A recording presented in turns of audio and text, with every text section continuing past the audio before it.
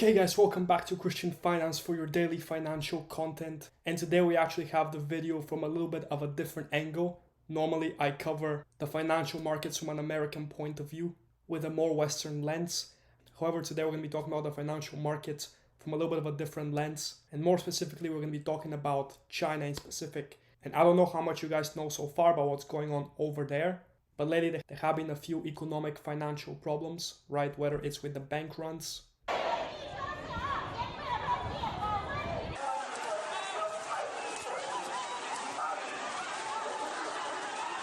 or with the real estate crisis, which unfortunately it is deepening and it is getting worse for the middle class, as we'll find out in a little bit. One thing that I do actually find quite interesting, right now I'm on the Shanghai Index, and that's that in the past 6 months, it's only been down around 3.44%. And even some of their huge stocks, right, like Alibaba, only down again 3.78% in the last 6 months. And NIO around 7%, which is another main one. Obviously, it's their biggest electric vehicles. Meanwhile, if we compare to the Dow Jones, the American industry, as many problems as China has been having, and we're going to cover right now, financial market indexes have been doing twice as well over the past 6 months or so. And right before we get into China's financial economic situation in detail, I just want to take a moment and ask you guys to like the video, subscribe to the channel. It does help me quite a lot. I do these videos daily for you guys, hopefully bring you a lot of value. Again, all I'm asking in return, subscribe to the channel.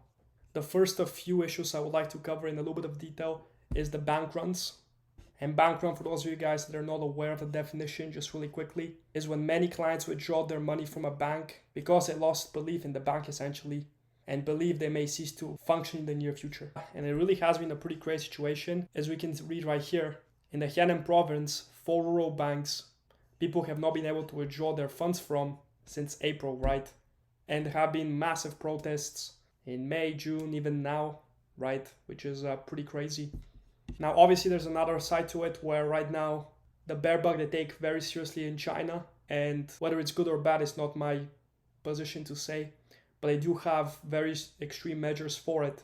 As we can see right here, over 1,000 angry bank depositors who've been arguing about their frozen funds faced off with the police, and obviously one is for protesting, so the government and the police are obviously not going to be happy about that. But also they're saying now, because of the bear bug, they cannot be doing that too. So it's a whole mess. The total amount of money they're saying that have been frozen so far has been around 6 billion, right? Which is obviously quite a lot. And it's 4 banks, right? So that's pretty hectic to happen all at the same time.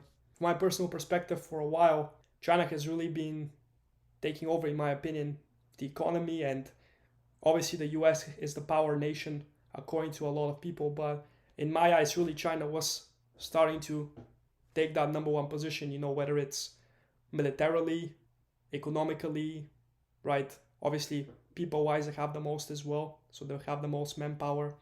So pretty much from every angle, I was looking at China taking over the #1 position of that #1 power country that obviously the US has had for a little bit now. But from the looks of it, there's a lot of messes they gotta clean out. And now, obviously, on the other hand, they have the whole real estate crisis happening as well. And last year, we obviously had the whole Evergrande fiasco in China. But now it's really resurfacing.